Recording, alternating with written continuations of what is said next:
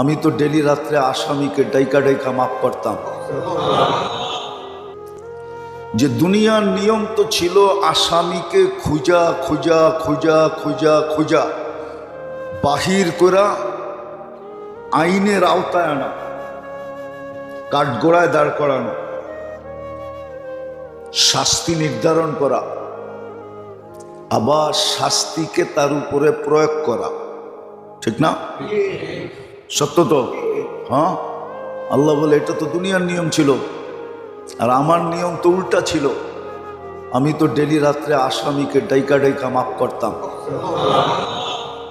বল তুই রাত্রে কোথায় ছিলি? তুই যে এখন আসামি হিসাবে কবরে আসলি, কিয়ামতের মাঠে আসলি, মিজানের পাল্লায় যে তুই আসামি সাব্যস্ত হলি, আমি তো ডেলি রাত্রে তোকে ডাইকা ডাকতাম মাফ করার জন্য। তুই কোথায় ছিলি? তুই সারা দিলেই তো হতো, হাত উঠাইলেই তো হতো।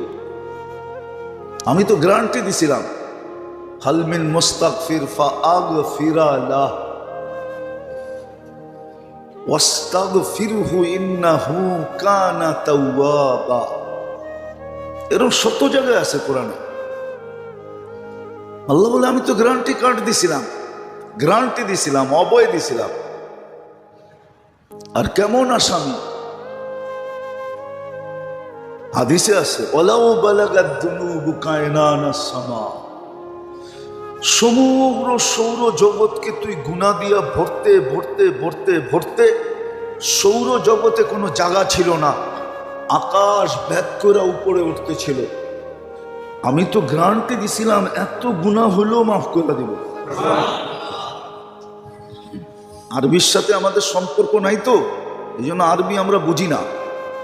হাদিসে লেখা আছে ওয়ালা উবালি গফরতু লাকা ওয়ালা উবালি, আমি মাফ করে দিব, আমার কোনো পরোয়াই হবে না, দ্বিধাই হবে না, কোনো দেখার বিষয় হবে না, তাকানের বিষয় হবে না। তুই গুনাহ কত করলি, কি কি করলি?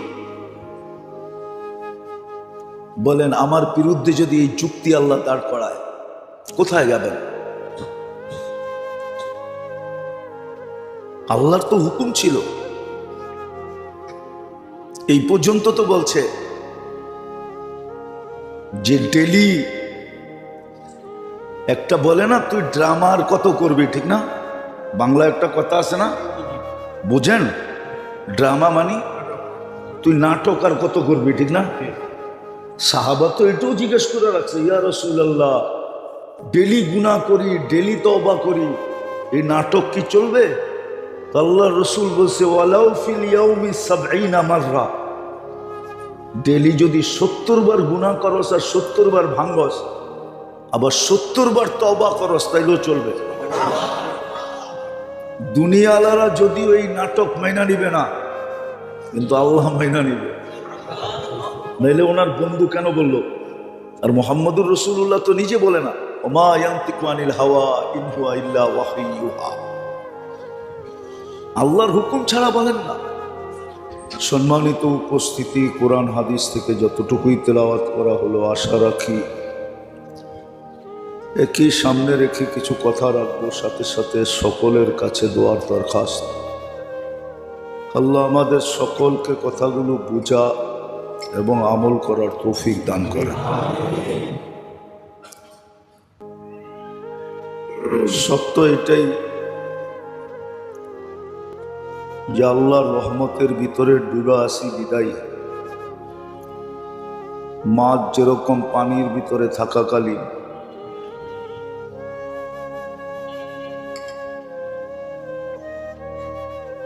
পানির পরিবেশে থাকাকালীন বা পানির ভিতরে থাকাকালীন যেরকম নিজেকে নিরাপদ মনে করে, আর এই পরিবেশটাই মাছের জন্য নির্ধারিত, এরকম আরো পাখি খোলা আকাশের পরিবেশে, বন্য প্রাণী খোলা জঙ্গলের পরিবেশে আমরাও কিন্তু বেঁচে আছি আল্লাহর রহমতের কারণে।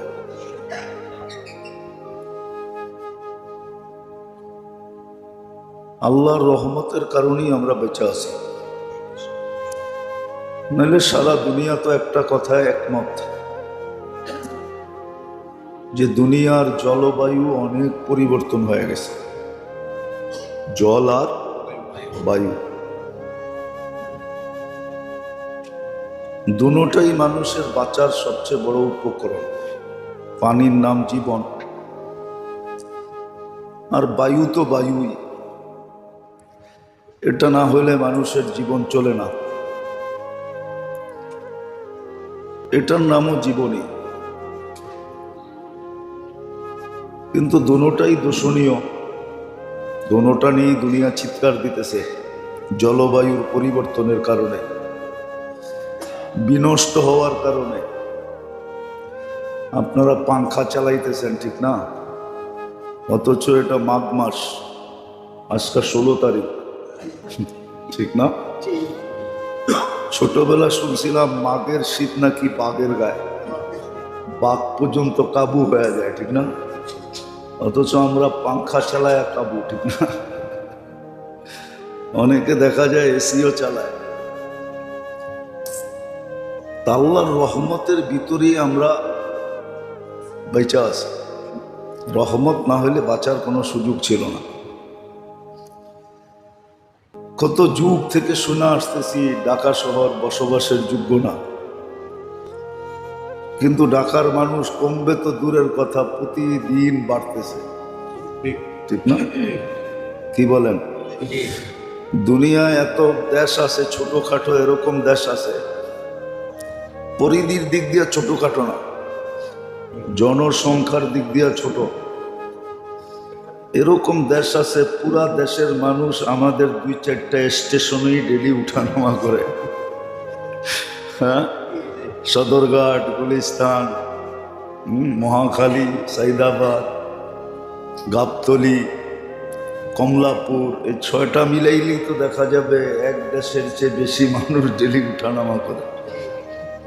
কিন্তু যুগ ধরে শুনতেছি ঢাকা শহর বসবাসের যোগ্য না, ঠিক না? কিন্তু বসবাস করে যেতেছি কিভাবে? ওই আল্লাহর রহমতের কারণে। আল্লাহর রহমতের কারণে আমরা বেঁচে আছি। একটা তো আল্লাহর ব্যাপক রহমত সদা সর্বদা আমাদেরকে ঢেকে রাখছেন। বিজ্ঞানের যুক্তি দিয়ে বুঝাইলেও বোঝানো যায়, বিজ্ঞানের যুক্তি দিয়ে যদি বোঝানো হয় তাহলেও বোঝানো যায়। দুনিয়াটা কিন্তু সূর্যের পিছে দৌড়াইতেছে 66,000 মাইল পার ঘন্টায় গতিতে। কত? পার ঘন্টায়। বলেন আপনার আমি টিকা আছি কি করে? একটা বাসের ছাদে যদি 200 মাইল গতিতে বাসটা চলে আর ছাদের উপরে কেউ বসা থাকে, ও কি বসা থাকবে না কাগজের মতো উড়া যাবে? আমরা তো উড়া যাই না, 66,000 মাইল গতিতে দৌড়াইতেছি। আপনাদের বিজ্ঞানকে জিজ্ঞেস করেন, 1000 মাইল গতিতে পড়তেছে, এটা ঘোরেও দৌড়ায়ও। এটাও আল্লাহর রহমত আমাদেরকে চাপ দিয়ে রেখে দিয়েছে। যদিও বিজ্ঞান বলে যে 266 মন অক্সিজেন আমাদের উপরে চাপ দেওয়া আছে, কিন্তু আপনি কোনোদিন অনুভব হয় যে আপনার উপরে এতগুলা ওজন চাপ দেওয়া আছে? হ্যাঁ, অনুভব হয়? এটাও আল্লাহর রহমত। একটা হলো ব্যাপক রহমত, যেটার কারণে আমরা বেঁচে আছি, নাহলে আমাদের মরে যাওয়ার কথা, অস্তিত্বহীন হয়ে যাওয়ার কথা। আরেকটা হলো আল্লাহর খুশুসি রহমত, বিশেষ বিশেষ রহমত, ঠিক না? পাক তো বাড়িতে ডেলি হয়, ঠিক না? হ্যাঁ, কিন্তু মেহমান আসলে বিশেষভাবে পাক হয়, ঠিক না? আর জামাই আসলে তো, নতুন জামাই আসলে তো কোনো কথাই নেই, ঠিক না? হ্যাঁ, এই জন্য একটা প্রবাদ বাক্য আছে, জামাই বলে শ্বশুর বাড়িতে পুরাণ হয় না। এখন হয়, আগে হতো না। এখন হয়। কিন্তু ডাকার একটা নিয়ম আছে, যতদিন বাজার না করবেন ততদিন আপনি পুরাণ হবেন না। যেদিন শ্বশুরবাড়ির বাজার করবেন ওই দিনই পুরাণ হয়ে যাবে। ওটা আবার ডাকার নিয়ম, আবার ডাকায়ালারা চেতা না যায়। আল্লাহর কিছু বিশেষ রহমত আছে, বিশেষ বিশেষ মুহূর্তে আল্লাহ ওই রহমতগুলা নাজেল করেন। বুদ্ধিমান ওই সমস্ত লোক যারা এই বিশেষ মুহূর্তগুলাকে কাজে লাগায় বা তালাশ করে, এরাই হলো বুদ্ধিমান, যারা বিশেষ মুহূর্তগুলাকে তালাশ করে। আর যখনই বিশেষ মুহূর্তগুলা আসে এটাকে খুব কাজে লাগায়, মনোযোগ সহকারে একাগ্র চিত্তে নিবিড়ভাবে ইখলাসের সাথে এই মুহূর্তগুলাকে কাজে লাগায়। আবারও বলতেছি, এমনি তো রহমত 24 ঘন্টাই আমাদের উপরে। এই জন্য কোরআনে একটা শব্দ আছে, রহমতুল্লাহি ওয়াসিআ। আল্লাহর রহমত অনেক প্রসারিত, শুধু মুসলমানের উপরে না, বেদিনের উপরও, খোদাদ্রোহীর উপরও। এই জন্য তো টিকা থাকে, নাইলে যে আল্লাহর বিরুদ্ধে বলে সে 1 সেকেন্ড টিকা থাকার কথা না। দুনিয়াতেই তো কারো বিরুদ্ধে বলে স্টেজ থেকে নামা যায় না। হ্যাঁ কি কন? কারো বিরুদ্ধে বলে রাস্তাঘাটে চলা যায় না, যায়? দেখা তো যায়, এখন দেখা যায় না, যায় না। কোনো দলের বিরুদ্ধে বলা যায় না, কোনো ব্যক্তির বিরুদ্ধে বলা যায় না, কিন্তু আল্লাহর বিরুদ্ধে বলে বেঁচে থাকে কি করে? আল্লাহর রহমত যদি না হইতো, আল্লাহর বিরোধিতা করে বেঁচে থাকে কি করে? অথচ যেই মুহূর্তে বিরোধিতা করতেছে ওই মুহূর্ত কিন্তু আল্লাহর অক্সিজেন নিতেছে। না নিতেছে না? পার ন্যানো সেকেন্ডে একবার নেয়, একবার ছাড়ে। ওই সময়ও দেখা যাইতেছে আল্লাহ ওর ভিতর থেকে কার্বন ডাই অক্সাইডকে আউট করতেছে। কার্বন ডাই অক্সাইড যদি আমাদের ভিতর থেকে আউট না হয় তো 24 ঘন্টার ভিতরে আউট না হলে আপনি মারা যাবেন। দুনিয়ার কোনো ভেন্টিলেটর বাঁচাইতে পারবে না, কেননা দুনিয়ায় কোনো মেশিন আসে না এখনো যে আপনার ভিতরে জমাকৃত কার্বন ডাই অক্সাইডকে বাহির করবে। বিশ্বাস না হইলে লেখা নিয়া গুগলে সার্চ দেন। আমরা তো গুগল নির্ভরশীল, বিজ্ঞান নির্ভরশীল। আমরা বিজ্ঞানকে জিজ্ঞেস করেন না, কোনো মেশিন আসে নাই। তো রহমত না হইলে ও টকশোতে বসে আল্লাহর বিরুদ্ধে বলতে পারতো না। সারাদিন আল্লাহটা বক্ষণ করবে, আল্লাহর সেবা নিবে আর আল্লাহর বিরোধিতা করবে, এটা কোনোদিন পসিবল ছিল না।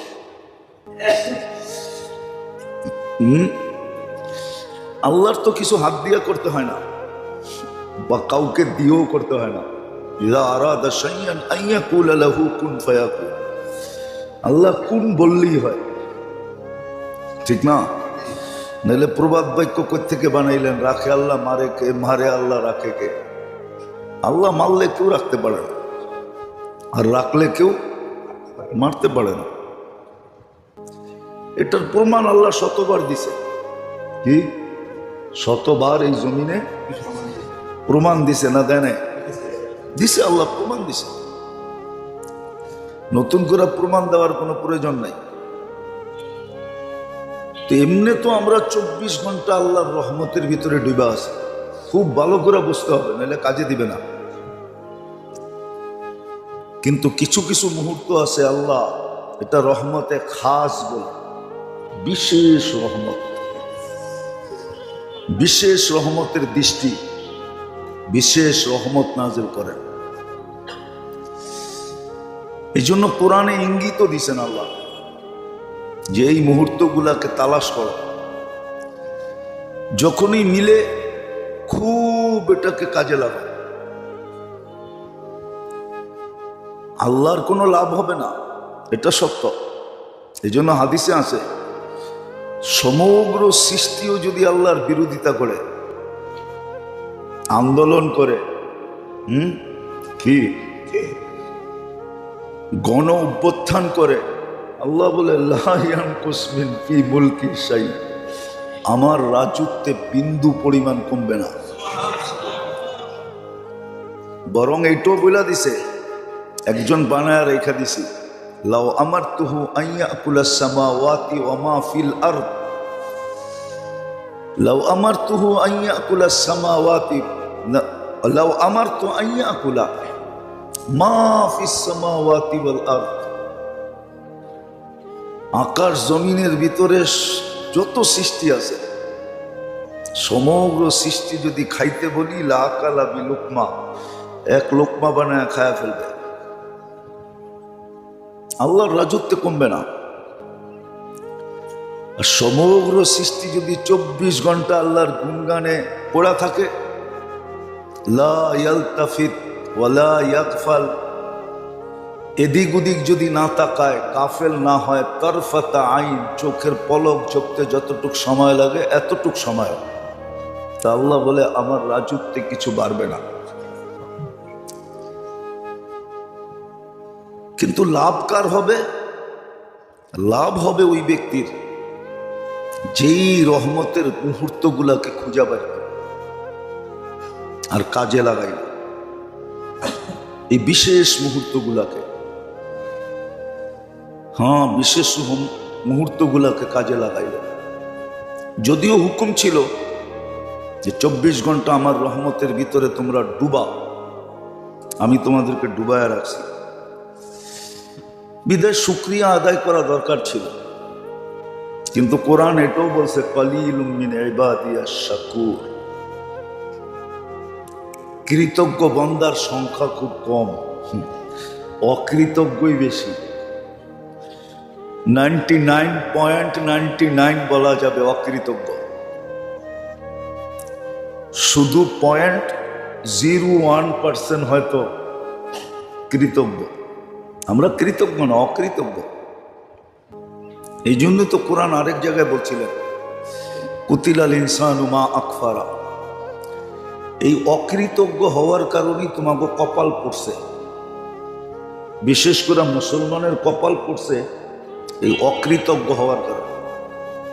মুসলমান যদি অকৃতজ্ঞ না হইতো, সব সময় আল্লাহর কৃতজ্ঞতা স্বীকার করত, তাহলে আমাদের কপাল এরকম পড়তো না। আজকে সারা দুনিয়ার মুসলমানের কপাল পোড়া, কপাল পোড়া, সমস্ত মুসলমানের কপাল পুড়া গেছে। একদিন মনে হয় আমি বলছিলাম, একজন মুসলমানের সেবার জন্য আল্লাহ 3 জন তৈরি করছেন। কয়জন বলছিলাম নাকি? মনে আছে না? মনে হয় নাই, ঠিক না? 850 কোটি মানুষ, 200-250 কোটি মুসলমান, বাকি 600 কোটি একজনের ভাগে কয়জন পড়ে? 3 জন আপনার খেদমতের জন্য তৈরি করছিল। অথচ এখন উল্টা হয়ে গেছে, 200 কোটি মুসলমান তেল মারে ওই 600 কোটিরে। আমার কথা একটু সূক্ষ্ম আর কি, কিন্তু বাবলে বুঝে আসবে। এটা আমাদের সেবার জন্য তৈরি হয়েছিল, কিন্তু আমরা এখন উল্টা সেবা করতেছি, উল্টা সেবা করতেছি, উল্টা। যাক, এদিকে গেলে আরো অনেক কথা বলতে হবে, এই জন্য এদিকে আর যেতে চাইতেছি না। যেটা বুঝাইতে চাইতেছি আল্লাহ করুক এটা বুঝে আসুক। বিশেষ মুহূর্তগুলো আল্লাহ নাজেল করছেন, রহমতের বিশেষ পর্ব, বিশেষ সময়। 24 ঘন্টার ভিতরে এরকম কিছু মুহূর্ত আছে, এই জন্য মনীষীরা লেখছেন, অথচ আমরা এদেরকে মনীষী মনে করি না। আজকের সমাজ তো মনে করে জেনারেল শিক্ষিত, শিক্ষায় যারা শিক্ষিত এরাই বড় মনীষী, ঠিক না? আমাদের সমাজে কিছু লোক আছে এরাই বড় পীর। হাদিয়ার বড় বড় বান্ডেল এরাই পায়, মনে হয় বোঝেন নাই? হাদিয়ার বড় বড় বান্ডেল এরাই পায়। না বুঝলে অসুবিধা নাই, বুঝলে বুঝলেন, না বুঝলে না বুঝলেন, কিন্তু বাঙ্গা সাঙ্গার দরকার নাই আমার।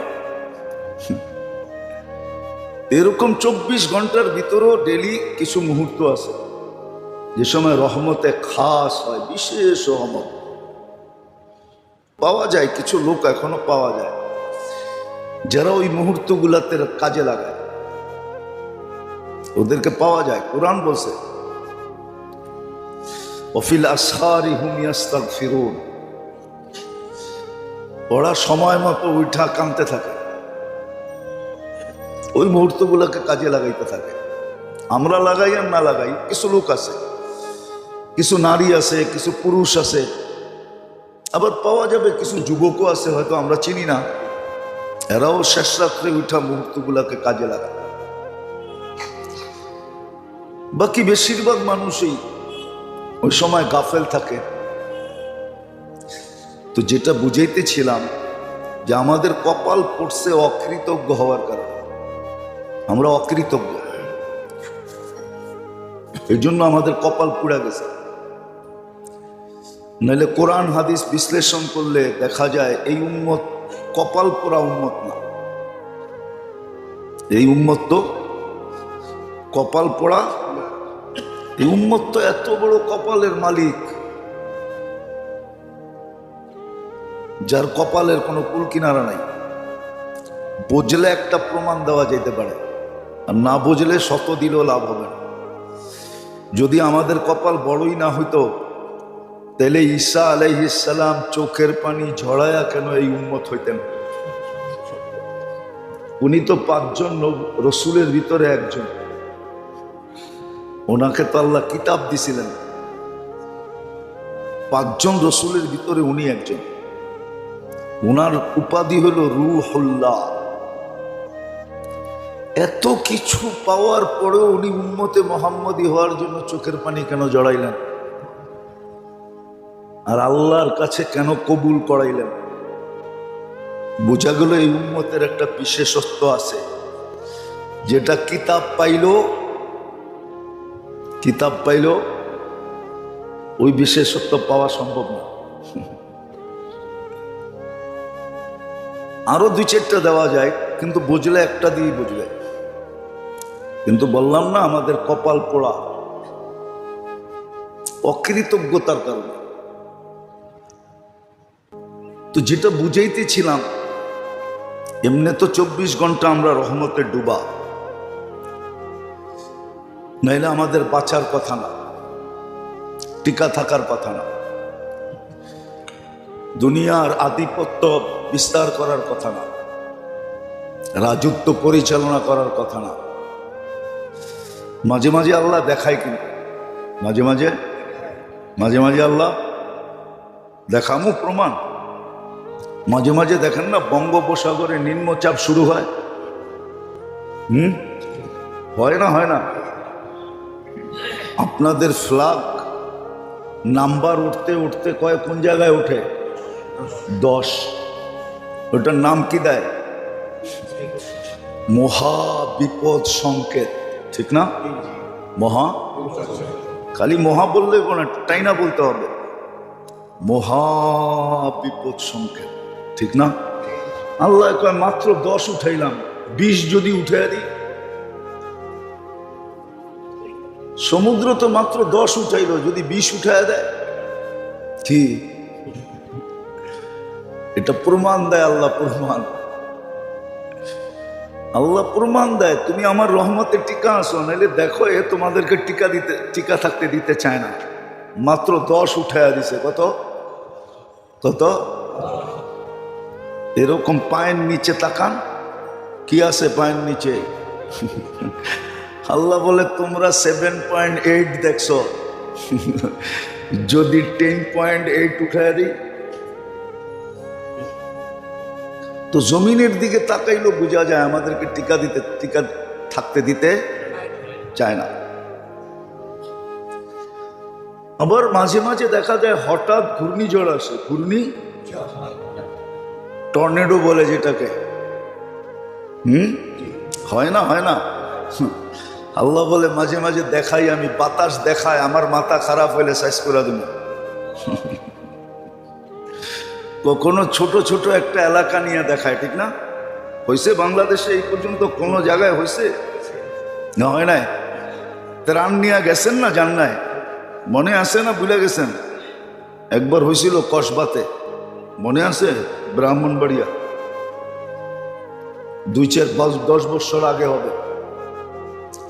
দিনের বেলা হঠাৎ হয়েছিল, গ্রামকে গ্রাম উজাড় করে ফেলছে, মাটির নিচে গাড়া কল পর্যন্ত উঠে হয়ে গেছে।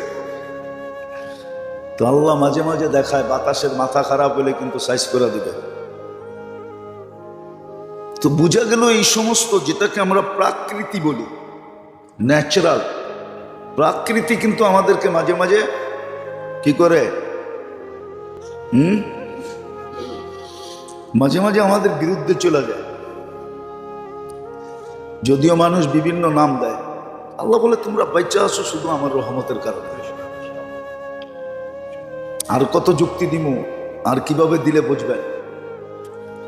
তো বলে একটা ব্যাপক রহমত, আর একটা হলো খাস খাস রহমত, বিশেষ বিশেষ মুহূর্তে আসে।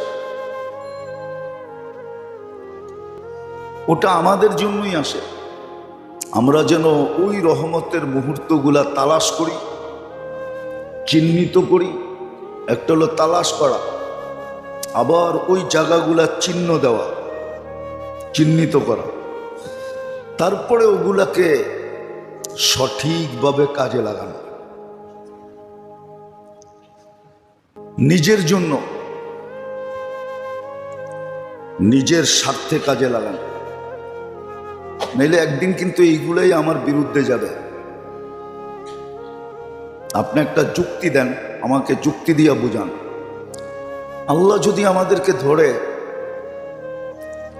যে দুনিয়ার নিয়ম তো ছিল আসামিকে খুঁজা খুঁজা খুঁজা খুঁজা খুঁজা বাহির করা, আইনের আওতায় আনা, কাঠগড়ায় দাঁড় করানো,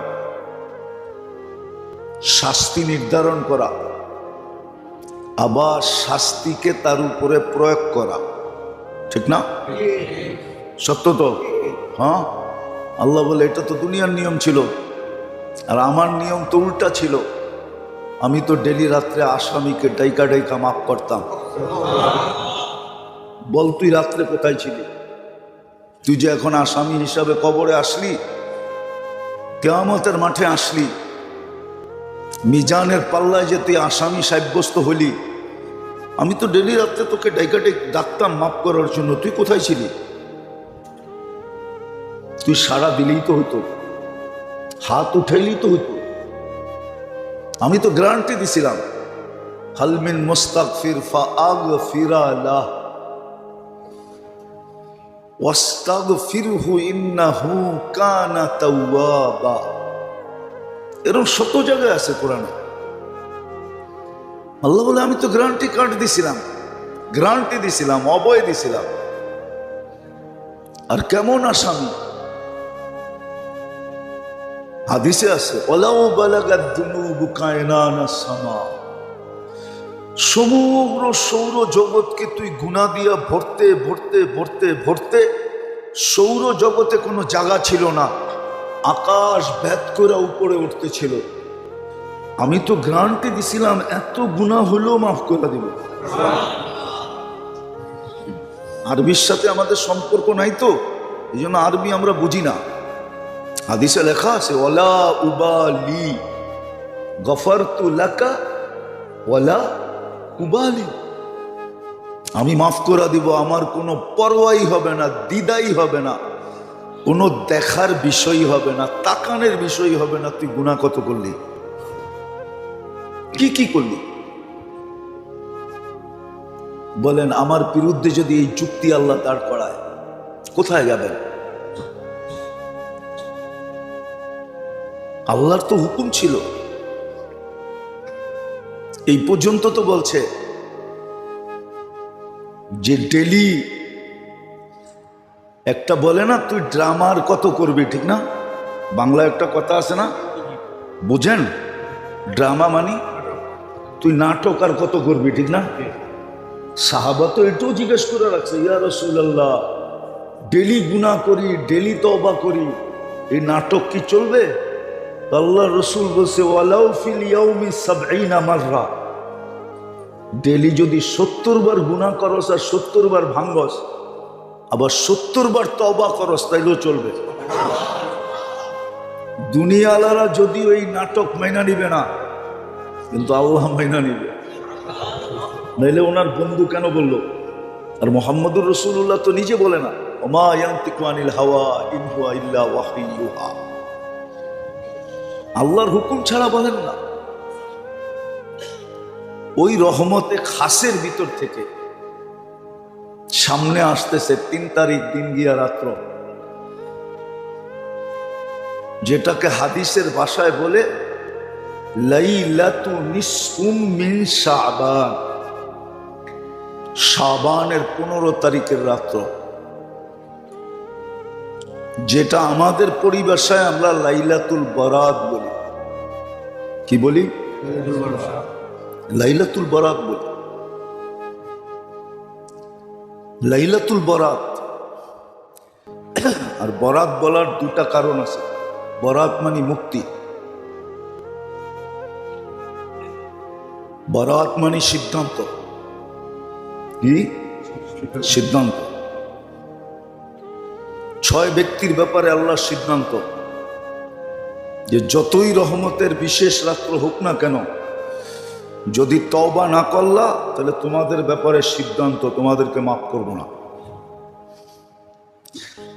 এই 6 সম্প্রদায় ছাড়া বাকি সব সম্প্রদায়ের জন্য সিদ্ধান্ত কি? মাপ চাইতে দেরি, করতে দেরি করব না।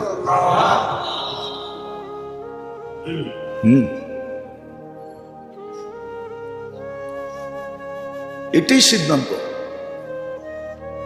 এটাই মুক্তি। একজনকে এই দিক দিয়া মুক্তি, আরেকজনকে ওই দিক দিয়া মুক্তি। এই বিশেষ রাত্রটা হলো নিসফ মিন শাবান, লাইলাতু নিসফুম মিন শাবান, শাবানের 15 তারিখের রাত্রে। যদিও কেউ কেউ বলে, আছে আমাদের সমাজে কিছু লোক আছে বা দুনিয়াতেও কিছু লোক আছে যারা এই রাস্তায় অস্তিত্বের ব্যাপারে মানে না, এদিক ওদিকের কথা বলে, অথচ এই রাত্রের প্রমাণ হিসাবে 17 জন সাহাবার থেকে কওল আছে। 17 জন। কয়জন? একজনের হলে আপনি উল্টা বলতে পারতেন, 17 জনকে উল্টা বলেন কি করে? ঠিক না? একজনরে বলা যায়, 2 জনরে বলা যায়, 3 জনরে বলা যায়, কিন্তু যদি 3-এর উপরে উঠা যায় তো সমাজও তো বলে ওই এত লোক মিথ্যা বলে কি করে, ঠিক না? আরো সাহাবায়ে কেরাম, আরো কে? এই জন্য আমাদের সমাজে আছে, মিডিয়ায়ও দেখা যায়, টক শোতেও দেখা যায়, এই রাস্তার অস্তিত্ব স্বীকার করে। এটাও ঠিক না। আবার আমাদের ভিতরেও কিছু লোক আছে অতিরঞ্জিত করে, এটাও ঠিক না। অতিরঞ্জিত করে এটাও, যেমন ট্যাক পাকাবে, মসজিদ আলোকিত করবে, চেরাগা করবে, বাতি সাত্তি লাগাবে, ঠিক না? রোডে সুডে মসজিদে, ঠিক না? হালুয়া শালুয়া, ঠিক না? খাওন টাউন খুব খাবে পাকাবে, ঠিক না? আবার পুরান ঢাকায় তো 2 দিন আগের থেকে রুটি বানানো শুরু হয়। দেখেন না শবে বরাতের রুটি? দেখছেন কি বড় বড় বানায়, কুমির বানায়, এটা বানায় সেটা বানায়। ও জানে না কুমির বানায় কি করলো। মাছ বানায়, কুমির বানায়, ঠিক না? যে বানাইছে ওর খবর আছে। কিয়ামতের দিন আইনা আল্লাহ বলবে জানবে। একদিক দিয়ে পিটাইতে থাকবে, আরেক দিক দিয়ে বলতে থাকবে জানবে। রুটি বানাইলেও বলা যেত, কিন্তু কি আপনাকে এখানে বানায় না? হ্যাঁ, কুমির বানায়, মাছ বানায়, অনেক প্রাণীর ছবি বানায় না রুটি দিয়া। হ্যাঁ, আল্লাহ বলে পিটাইব আর করবো চান দে। আর ও জান কোত্থেকে দিবে? জান তো কে দেয়? তা আল্লাহ বলবে এইবার তোর জানটা দোজগে দে। তুই যখন দিতে পারস না তো তোর জানটাই দোজগে দে। তো এটাও অতিরঞ্জিত, এটাও অতিরঞ্জিত। তারপরে পটাকা ফুটানো, কবরস্থানের ভিতরে হুজুম করা। যে দেখবেন ওই দিন হাঁটার জায়গা পাবেন না। কি হাঁটার জায়গা নেই আজিমপুরে। কত মোবাইল যে চুরি হবে আল্লাহ জানে। চোরেরা এখন থেকে ট্রেনিং নিতেছে যে আজিমপুরে মোবাইল কেমনে চুরি করতে হবে। হ্যাঁ, আপনি বলবেন কবরস্থানেও চুরি, তো বলবে তুই যদি উল্টা করতে পারোস তো আমি উল্টা করলে অসুবিধা কি? এই রাত্রে তোরে আসতে বলছে কে? তুই যখন উল্টা করছস তো আমিও উল্টাই করলাম। আমি আবার চুরিটা বৈধ বলতেছি না। তারপরে মাজারে মাজারে ঘুরা। দেখবেন মাজারে মাজারে ঘুরবে, বেশিরভাগ দেখবেন ইয়াং পোলাপান, যুবকরা। আবার দেখবেন মসজিদে মসজিদে ঘুরবে, এই মসজিদে 2 রাকাত, ওই মসজিদে 2 রাকাত। এগুলো সব অতিরঞ্জিত, এগুলো সব হাদিসে এতটুকু আছে, কুমু লাইলাহা ওয়া সুমু নাহারাহা।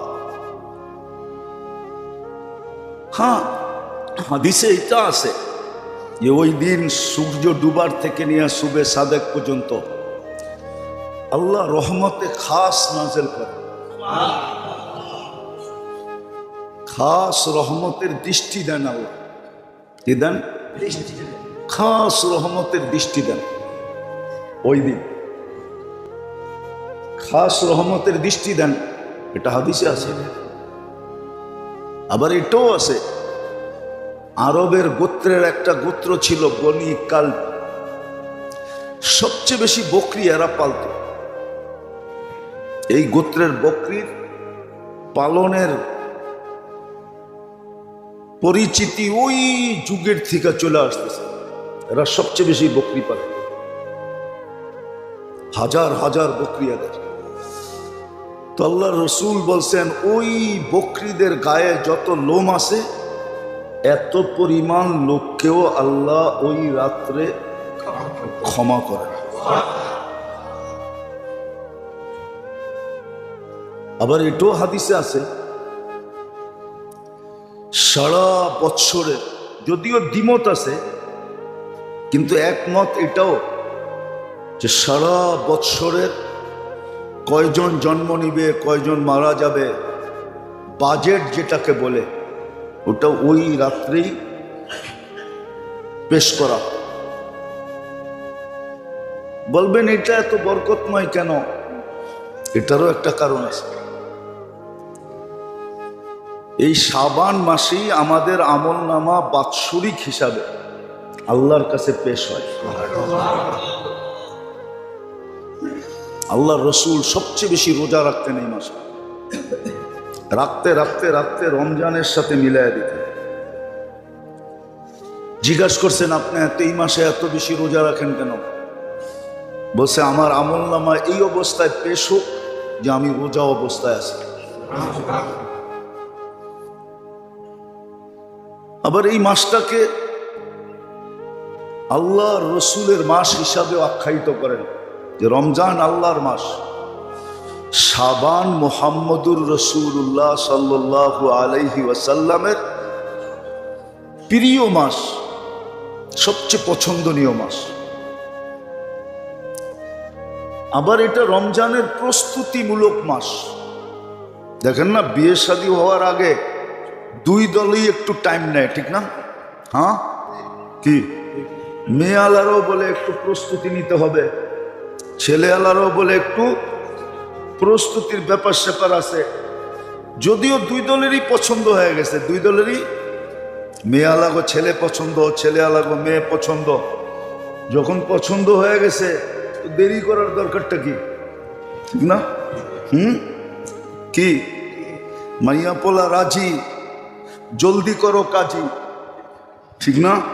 দুজনই তো রাজি, কিন্তু তারপরও বলে একটু প্রস্তুতির দরকার আছে, ঠিক না? আমাকেও তো মাইয়াটা একটু সাজায় গাজায় দিতে হবে, ছেলেওয়ালারা বলে আমাকেও তো একটু গুছায় গাছে আনতে হবে, ঠিক না? তো রমজান শাবানটা হলো রমজানের প্রস্তুতির মাস। আরেকটা যুক্তি এখানে আছে, যদি বোঝেন তাহলে বলা যায়, কিন্তু খুব ধ্যান দিয়ে শুনতে হবে, বিবেকটাকে কাজে লাগায়, তাইলে বুঝে আসবে। হ্যাঁ, রমজানের প্রথম 10 দিন কিসের? হ্যাঁ, আর রমজান কার মাস? তো আল্লাহ বলে শাবান এই জন্য, আর নিসফমিন শাবান এই জন্য, আর শাবান এই জন্য যে তুমি নিজেকে এতটুকু পুত পবিত্র করো যে রহমতের পর্ব শুরু হইতে দেরি, পর্বটা যেন তোমাকে ডাইকা নিতে দেরি না করে। হ্যাঁ, কি ডাইকা নিতে দেরি না করে। সন্তান কিন্তু মা বাবার কাছে বড় আপন হয়, ঠিক না? হ্যাঁ, যদি পেশাব পায়খানায় শরীরে মাখায়া থাকে তাহলে বাপে নিতেও একটু দ্বিধা করে, ঠিক না? হ্যাঁ, কি করে? প্রথম পরিষ্কার করে তারপরে নেয়, ঠিক না? হ্যাঁ, এটা মানুষের স্বভাব। আল্লাহ বলে শাবান এই জন্য ছিল, আর নিসফমিন শাবান সবে বরাত এই জন্য ছিল যে তুমি তোমাকে এতটুকু পবিত্র করো, রহমতের পর্ব শুরু হইতে দেরি, রহমত যেন তোমাকে ঢাইকা নিতে দেরি না করে। কিন্তু যদি তুমি পবিত্র না হইলা তাহলে রহমত কিন্তু আসলেও তোমাকে ডাইকা নিতে একটু দ্বিধা করবে, একটু সংকুচিত হবে, একটু দূরে সরে যাবে। এই জন্য শাবান ছিল, এই জন্য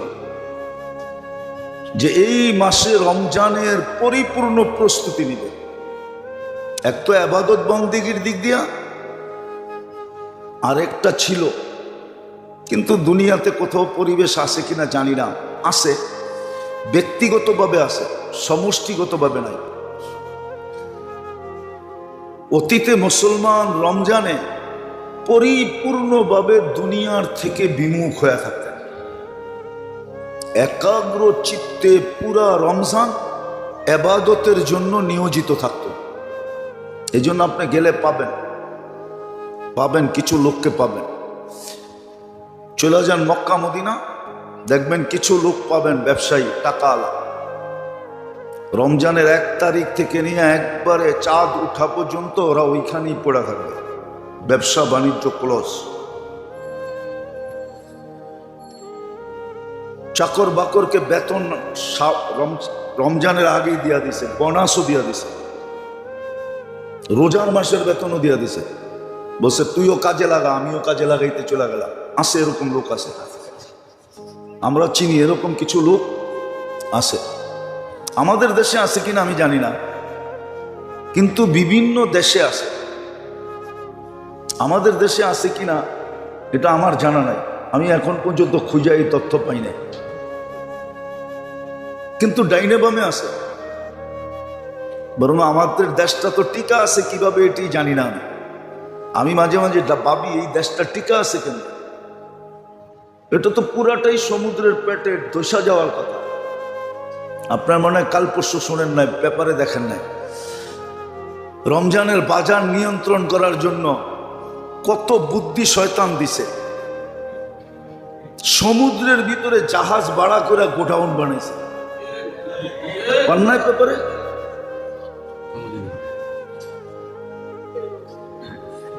জাহাজ ভাড়া করে গোডাউন বানাইছে সমুদ্রের ভিতরে, ভাসমান গোডাউন, শুধু রমজানে কামানের লেগে। এই দেশটা টিকে আছে কিভাবে? ধ্বংস হয়ে যাওয়ার কথা এই দেশটা। যেই ব্যবসায়ীদের এই নীতি, এই জন্যই তো শুরু হয়েছে।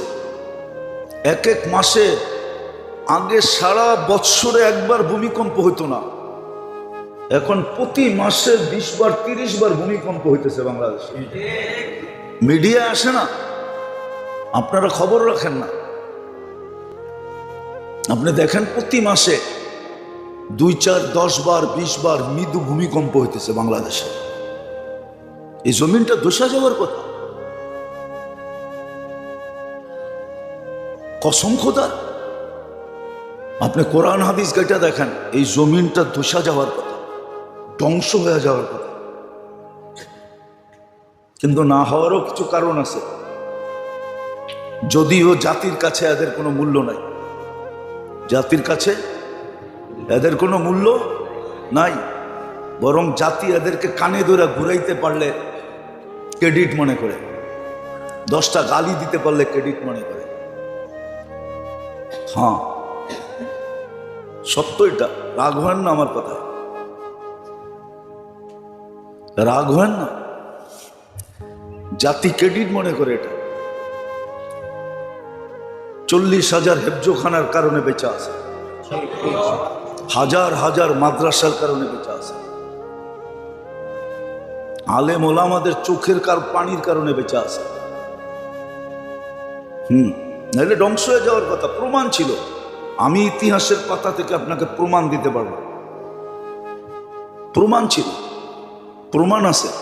কিন্তু তারপরও আপনি সর্বক্ষেত্রে দেখেন, মসজিদ কমিটি রাগ হয়ে যাবে, মসজিদ কমিটি ইমাম মুয়াজ্জিন খাদেম সবাই কানে ধরে ঘুরাইতে চায়।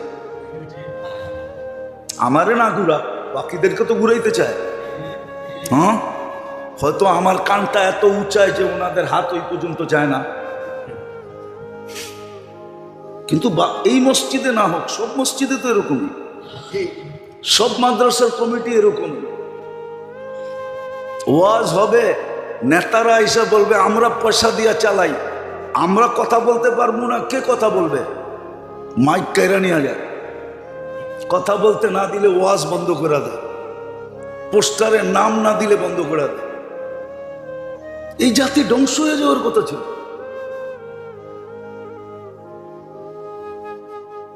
কিন্তু বেঁচে আছে কেন বললাম না, ওই যে কিছু মাদ্রাসার কারণে, ওলামারা সইও তারপরে চালাইতেছে ওগুলাকে, হেফজোখানাগুলার কারণে, মাদারেসের কারণে, ওলামাদের চোখের পানির কারণে। আপনারা আমাদের চেয়ে বেশি দেশপ্রেমিক না। হ্যাঁ, ওলামাদেরকে জিজ্ঞাসা করেন, ওরা প্রতিদিন রাত্রে 2 রাকাত হলেও কমসে কম পড়া এই মাটির জন্য দোয়া করে। আপনি কয়দিনই মাটির জন্য দোয়া করেন? আমাদের চেয়ে দেশপ্রেমিক কিছু না, কেউ না। প্রমাণ দিতে পারবো আমরা, যাকে এটা আমার আলোচ্য বিষয় না।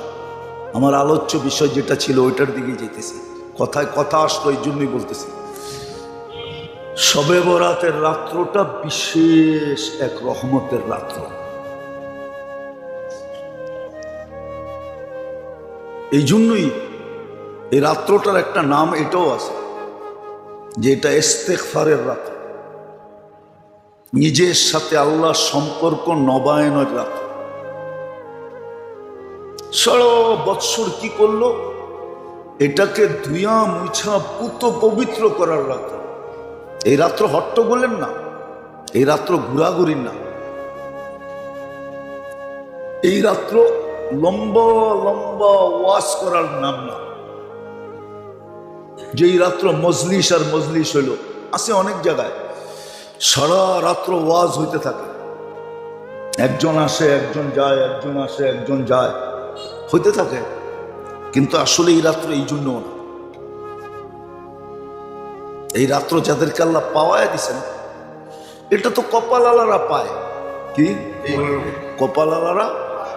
যাদেরকে আল্লাহ পাওয়ায় দিছেন তাদের উচিত হল এই হালুয়া শালুয়া, পোলাও সোলাও, রুটি সুটি, হ্যাঁ, ড্যাক শ্যাক, এই যত ধরনের আমাদের দেশে প্রচলন আছে, অতীত থেকে আমরা দেখা আসতেছি যে এক উল্লাসের রাত্রি। আসলে এটা উল্লাসের রাত্রি না, এটা তো নির্জনতার রাত্রি। যে জামাতে নামাজ পড়বে আর নিজেকে গোপন করে ফেলবে, সুবে সাদেক পর্যন্ত সীমা রাখা। আর আল্লাহর অঙ্গীকার আছে। হ্যাঁ, অনেক সময় দেখা যায়, কি অনেক সময় দেখা যায় মানুষের মুড দেখা যায়, চেহারার বাপ দেখা যায়, এখন বললে উল্টা চেতব, ঠিক না? আবার কখনো কখনো দেখা যায় চেহারা, সময়, অবস্থা এরকম যে যা বলবো তাই মানবো, আছে না? কি মনে হয় বুঝাইতে পারি না? ঠিক এই রাত্রটা এরকমই। আল্লাহ ঘোষণা দিছেন এই রাত্র এরকমই। তুমি আমাকে মানাইতে চাইলে আমি মেনা যাব, তুমি আমাকে মানাইতে চাইলে, তুমি আমাকে রাজি করাইতে চাইলে আমি রাজি হয়ে যাব। এই রাত্র হলো আল্লাহকে মানানোর রাত্র, নিজের সম্পর্ক আল্লাহর সাথে ঘনিষ্ঠ করার রাত্র, নিজেকে পুত পবিত্র করার রাত্র, যাতে রমজানের রহমতের পর্ব ঢুকতে দেরি, রহমত যেন খুঁজা আইসা আমাকে ডাইকা নিতে দেরি না করে। রহমত যেন আমাকে খোঁজে, খুঁজা আমাকে ডাইকা নিতে পারে। দিনের লাইনও এতটুকু প্রস্তুত হওয়া, দুনিয়াবি কাজ কাম থাকলেও, আরে মেরে দোস্ত, পরীক্ষামূলক 1 বছর করে দেখেন না, আপনি 1 বছর পরীক্ষামূলক করে দেখেন যে আমি ব্যবসা 1 মাস করব না, চাকর বাকরকে অগ্রিম দিয়া দেখেন, পরীক্ষা করে দেখেন। আমি বলতেছি না, যারা করতেছে অনেককে আমি চিনি, অনেক দেশে, ওরা তো আজ পর্যন্ত বললো না আমাদের লস হয়েছে। যদি লস হয়ে থাকে তাহলে 1 মাসের জন্য এত টাকা দিয়ে হোটেল ভাড়া করে কি করে? ওরা তো নর্মাল হোটেলে থাকে না, ওরা তো বড় বড় টাওয়ারে থাকে। আবার শুধু এইখানেই শেষ না, ওরা 1 মাস আগেই দরখাস্ত করে বসে থাকে যে আমি ইফতারি বাট করব, আমার জন্য একটা জায়গা বরাদ্দ করা হোক। সৌদির নিয়ম, মক্কা মদিনে আপনি ইফতারি বাট করতে হলে আগে দরখাস্ত করতে হবে, আপনার ক্যাটাগরি পুরা দিতে হবে, কি কি দিবেন এটা পর্যন্ত লিখতে হবে, আপনার অ্যাবিলিটি কতটুকু আছে ওটারও পুরো ডকুমেন্টস দিতে হবে। তারপর আপনার জন্য একটা জায়গা বরাদ্দ হবে, তুমি এই জায়গায় বসাইতে পারবে। চলেন আমি আপনারা দেখায় নিয়ে আসি। কিন্তু আমাদের দেশের ধনীদেরকে তো দেখা যায়, আমরা রমজানে গেলে দেখি মাঝে মাঝে মুস্কি মুস্কি হাসি, যদিও ওরা আমাদের হাসি দেখে না, নিজেদেরকে বড় লুকায় রাখতে চায়, কিন্তু চোখকে তো ফাঁকি দেওয়া সবসময় সম্ভব হয় না, হয় নাকি? আমি নাম বলবো না, আমি চিনি অনেককে। ওরা যায় দেখা যায় ওই সমস্ত দস্তরখানে বয়ে রয়েছে ইফতারির জন্য, অথচ আল্লাহ হাজার হাজার কোটি টাকা দিয়েছে, ইচ্ছা করলে ও এরকম দস্তরখান লাগাইতে পারে, কিন্তু ও আরেকজনের দস্তরখানে ফকিরের মতো বসে আছে। কেননা টাকা হইলে কি হবে, মনটা তো ছোট। কি মন ছোট?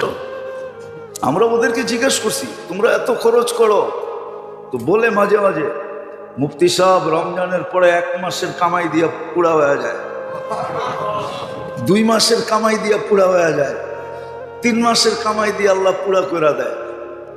এতটি দেয় যে ছাপ্পর ফাইরা দেয়, ছাপ্পর ফাইরা দেয়। কিন্তু দেনেওয়ালা কে? আল্লাহ ওদেরকে বিমুখ করে না। আপনি একটা কথা চিন্তা করেন, সম্ভব তো ছিল, যদিও রমজানের ওয়াজ এখনই আপনাদেরকে শুনাইতেছি, সুযোগ তো ছিল 1 ঢোক পানি দিয়া জাহান্নাম থেকে মুক্তি নেওয়া। রমজানে তো সুযোগ ছিল,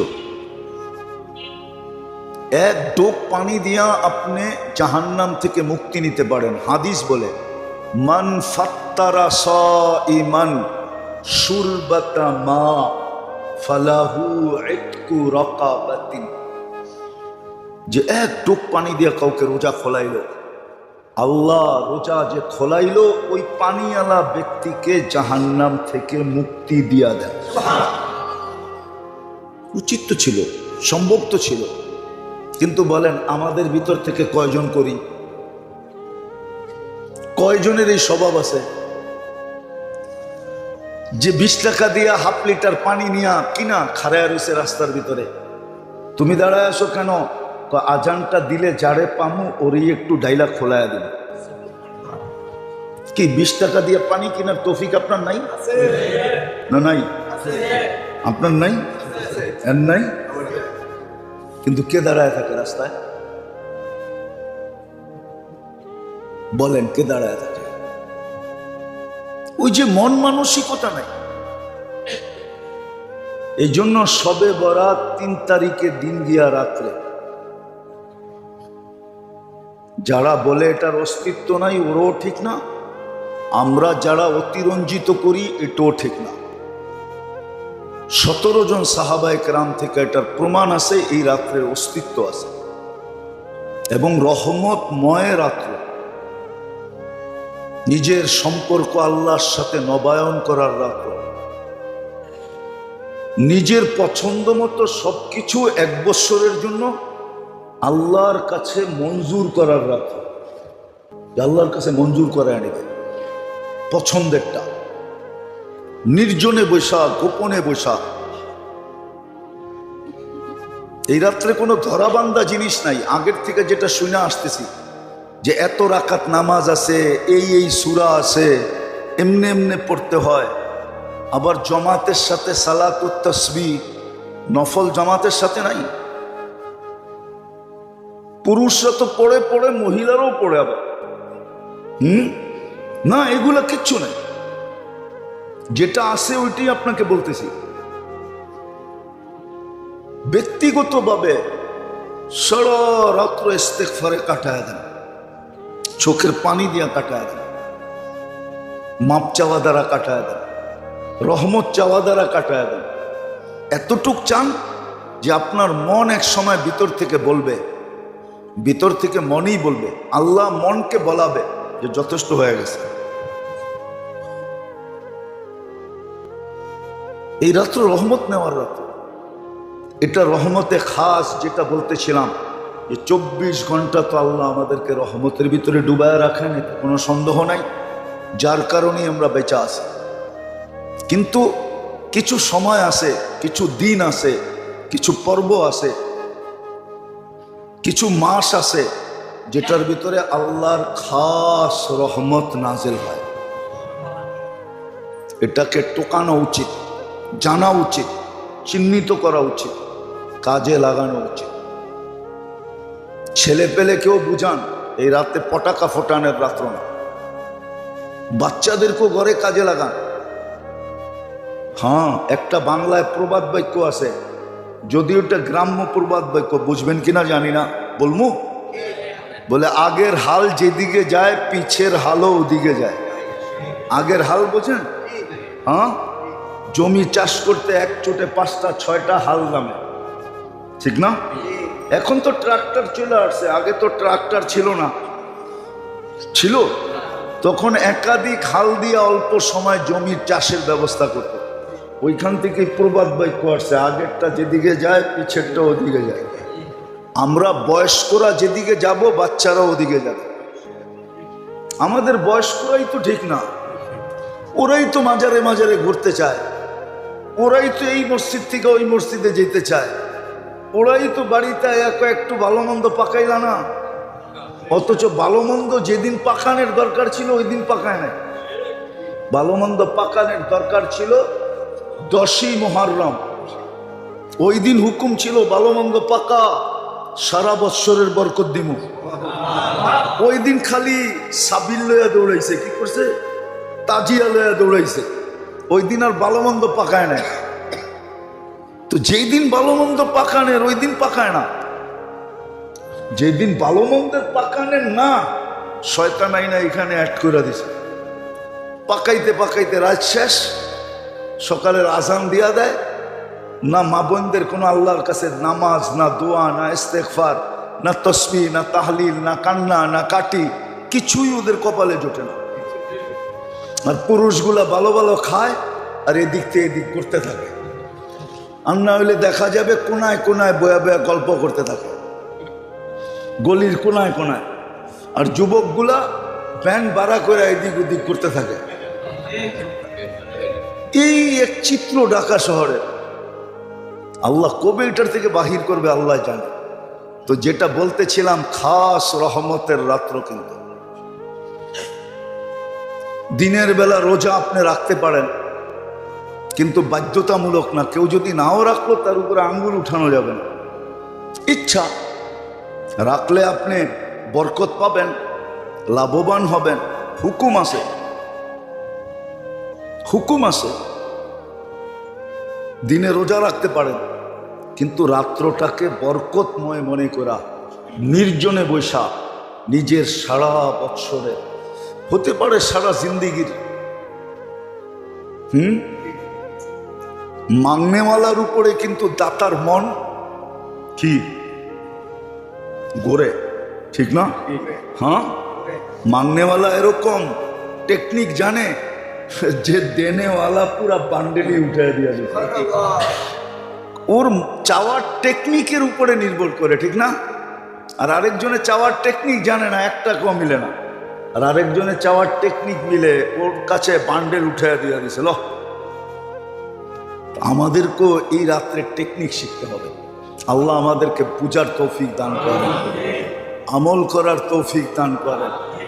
যেরকম কাটাইলে রহমত আমাদেরকে ডাইকা নিবে, সারা বৎসরে আমি আমার পক্ষে নিজের ইচ্ছা মতো পছন্দের সবকিছু আল্লাহর কাছে মঞ্জুর করাইতে পারবো। ওইভাবেই আল্লাহ এই রাত্রটাকে কাটানোর তৌফিক নসিব। ওমা আলাইনা ইল্লাল বালাগ।